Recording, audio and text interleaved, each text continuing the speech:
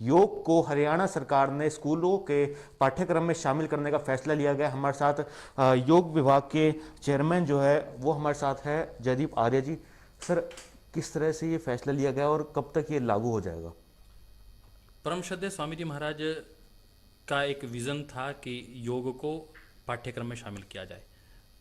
राज्य सरकार ने उस विज़न को आगे बढ़ाया है। मैं माननीय मुख्यमंत्री महोदय का हृदय से आभार ज्ञापित करता हूँ। माननीय स्वास्थ्य मंत्री, आयुष मंत्री श्री अनिल विज जी का अभिनंदन करता हूँ कि उन्होंने पूरे भारत में जो अभी तक नहीं हुआ वैसा ऐतिहासिक कदम उठाया है।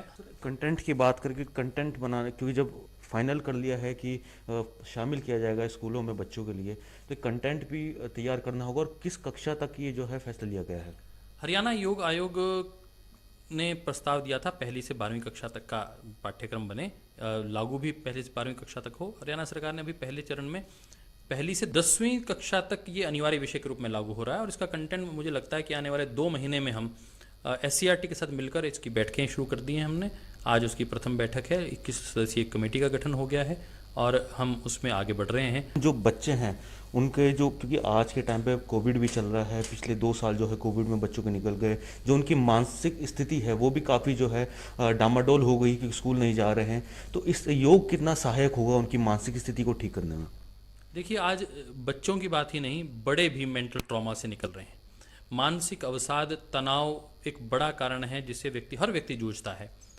ऐसा नहीं है कि विद्यार्थी उससे नहीं जूझता, उल्टा कई बार स्ट्रेस बच्चे को उसकी पूरी की पूरी पर्सनैलिटी को डाउन कर देता है। लोनलीनेस आ जाती है, बच्चा अकेला रहने लग जाता है, परिवार के साथ भी मिक्सअप नहीं होता, खेलना नहीं पसंद करता। और दूसरा एक बड़ा, सोशल मीडिया ने बच्चों का बहुत नुकसान किया है और ऑनलाइन कक्षाओं ने बिल्कुल उनको घर तक ही केंद्रित कर दिया है, जिससे उनकी ओवरऑल डेवलपमेंट नहीं हो पाई। तो योग उनके शारीरिक सौष्ठव की ओर भी ध्यान देता है, मानसिक उन्नति की ओर भी ध्यान देता है और उनका जो बिहेवियरल है, मेंटल जो उनका लेवल है, उसको अपग्रेड करने का भी काम करता है। जो पहली से और 10वीं तक के लिए आप लोग की परमिशन हुई है, पर 7वीं से लेकर 10वीं और 12वीं तक की जो कक्षा होती है उसमें जो बच्चे हैं वो नशे की तरफ बहुत जल्दी से बढ़ते हैं, रुचि उनकी बहुत जल्दी बढ़ती है। तो कि योग कितना कारगर साबित होगा उस तरफ से उनका माइंड हटाने के लिए? कि लोग नशे में जाते क्यों हैं, पहले हमें इस कारण पे ध्यान देना चाहिए। नशे में जाते इसलिए हैं जब व्यक्ति डिप्रेशन की स्टेट में रहता है, उस स्टेट से निकलने के लिए वो किसी नशे का प्रयोग करता है, या फिर स्टेट ऑफ लोनलीनेस में होता है, बिल्कुल एकांत अकेला है, वो कुछ कर नहीं पा रहा है और वो उस टाइम को पास ऑन करने के लिए नशे के लिए बढ़ता है। इन दोनों ही प्रक्रियाओं में योग एक अद्भुत प्रक्रिया का काम करता है, व्यक्ति को अपने आत्म तत्व से जोड़ता है। तो योग बल से आत्मबल बढ़ जाता है और जैसे ही आत्मबल बढ़ता है, आत्मविश्वास, और आत्मविश्वास से आत्मविकास ये आगे बढ़ता है। तो मुझे लगता है कि ये सेल्फ कॉन्फिडेंस का जो लेवल है वो तो बढ़ता ही है और उसके पर्सनैलिटी डेवलपमेंट भी होती है। धन्यवाद सर बात करने के लिए।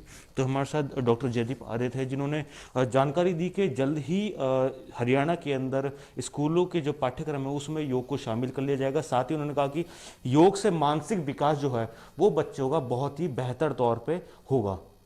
चंडीगढ़ से कैमरा पर्सन जितेंद्र हंस के साथ प्रॉक्ष चौधरी, MH1 प्राइम।